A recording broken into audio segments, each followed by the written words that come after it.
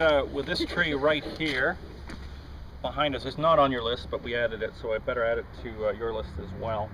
$6.95. $6.95. There you go.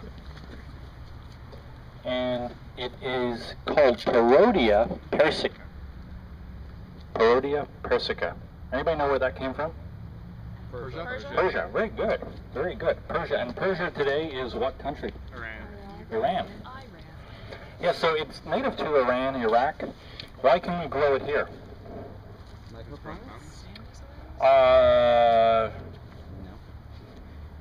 Well, Iran in the summer is probably about 55 degrees.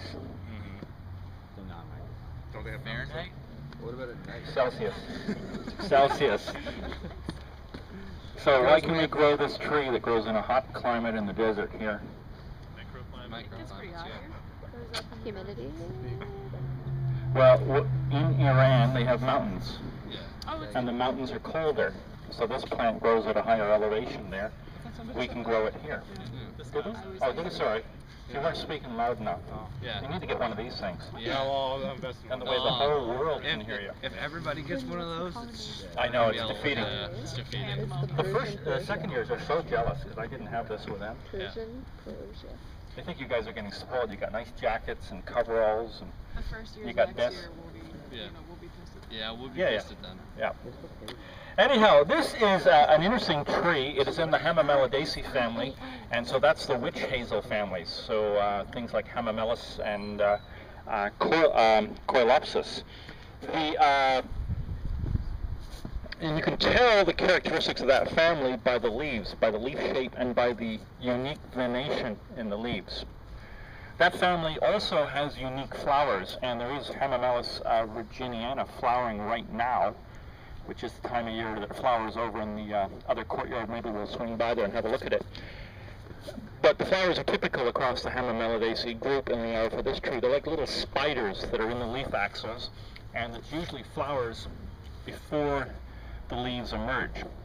It doesn't flower reliably, but the flowers, when they do form in mass, are quite attractive, and they're kind of an orangey, reddish color.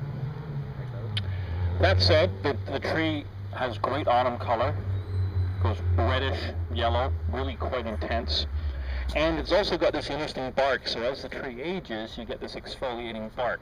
You'll also see that it's a fairly small tree, right? Multi-branched, but still very, very small. So it's a good tree for urban situations. Negative is it does suffer from wilt, and you can see some evidence of the wilt here with the bark splitting. We've lost some branches, and you can see at the base here these clusters of old shoots, that epicorious growth, so suckers that come up from the main stem that we've removed. And when you usually see that, it tells you the tree is suffering. If you look at most of the ash before they completely die because of the emerald ash borer, so they would start to die from the top, but then on the trunk you would see all of these shoots coming up, and that's kind of the tree having the last kick at survival because it's trying to send up new shoots. It does it off the main trunk because that's where the greatest sap flow is, right? So it's trying to feed it. So verticillium wilts, and the wilts usually affect the limbs out here, right? So you get the dieback here, and sometimes you get epicorious growth around the trunk of the tree. Nonetheless, a beautiful tree. Because it's from Iran, it will tolerate really dry conditions, full sun, fairly easy to grow. Not commonly known. When we got this tree, you couldn't get it in Ontario. This came from a great gardener at the north end of London who had a very small garden, had collected it from somewhere, paid a lot of money to get it, and then decided years later that she was bored with it and she wanted to put something else in. So I had heard about it. I met her on the street one day and I was asking her, how's your Parrotia? Because I coveted this tree. She said, well, we're actually going to cut it down because we want to plant something different. And I said, give me half an hour, and I came back and I found 2 students loitering in the hall. We grabbed shovels and we went up there. And I can't believe we drove down Oxford Street with this thing hanging out of the back of my truck, with students riding on the tailgate. If I did that today, I'd be crucified. And we planted it here before this garden was planted.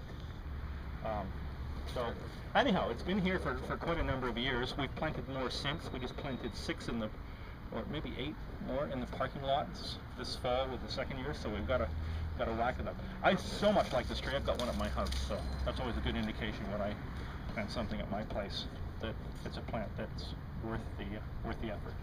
When you look at value adding, remember I said value add, you know, count the number of points. Great fall color, great blooms, great shape, great bark.